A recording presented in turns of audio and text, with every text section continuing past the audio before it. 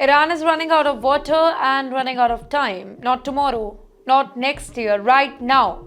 More than 300 cities are already facing severe water shortage. Over 7,000 villages depend on water tankers instead of the pipelines. In fact, there are some regions like Isfahan and Sistan, Baluchistan have lost 70% of their water resources. Dams that once powered Iran's farms, they are drying into cracks. In fact, the rivers, they have turned into dust trails. Families stand in queue for hours just to fill a single bucket. And in all this chaos, a spark has just lit the entire military of Iran. That's right, soldiers have turned against Khamenei. Basically, a revelation nobody expected. Unthinkable scenes, they are going viral. Uniformed Iranian personnels, men trained to obey without any question, they are defying the supreme leader. Not in whispers, not behind the closed barracks, but on camera in broad daylight. This is the kind of disobedience that would once lead to prison or maybe worse. And yet, they are doing it anyway. In fact, the situation is so bad that they are burning Khamenei's photos, a direct challenge to the regime. Yes, it happened. Videos show soldiers throwing Khamenei's portraits into the burning piles, watching the flames consume the image of the man that once they saluted. Now in Iran, burning the supreme leader's photos is considered insulting the entire regime. It can mean 10 years in prison. But the fear, it is all gone.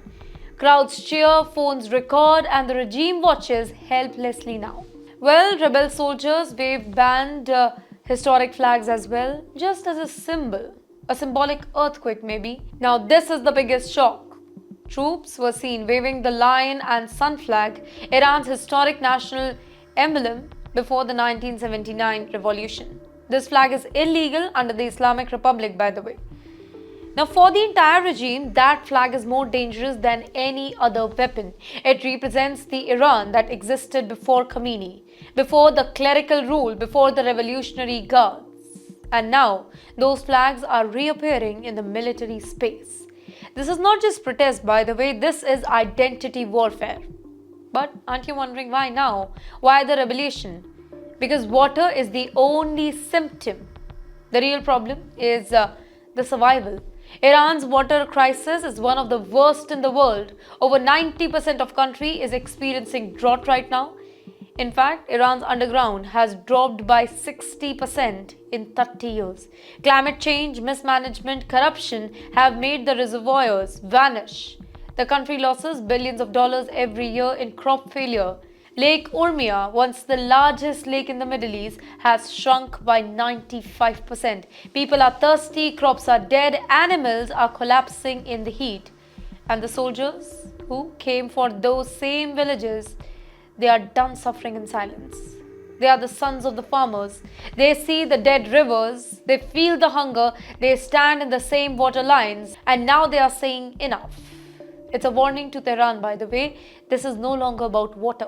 This is a political earthquake, a military awakening, a form of defiance that Iran hasn't seen in 45 years.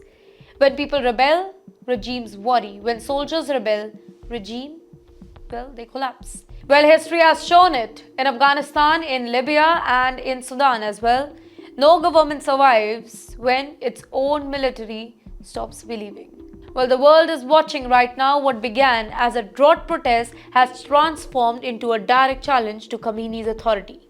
International observers say Iran's water crisis could displace over 10 million people in the next decade. That's right, some call it the Middle East's next Syria-style collapse. The tension is rising, the videos are spreading, and this time, people are not backing down. Not the civilians, not the farmers, not even the military.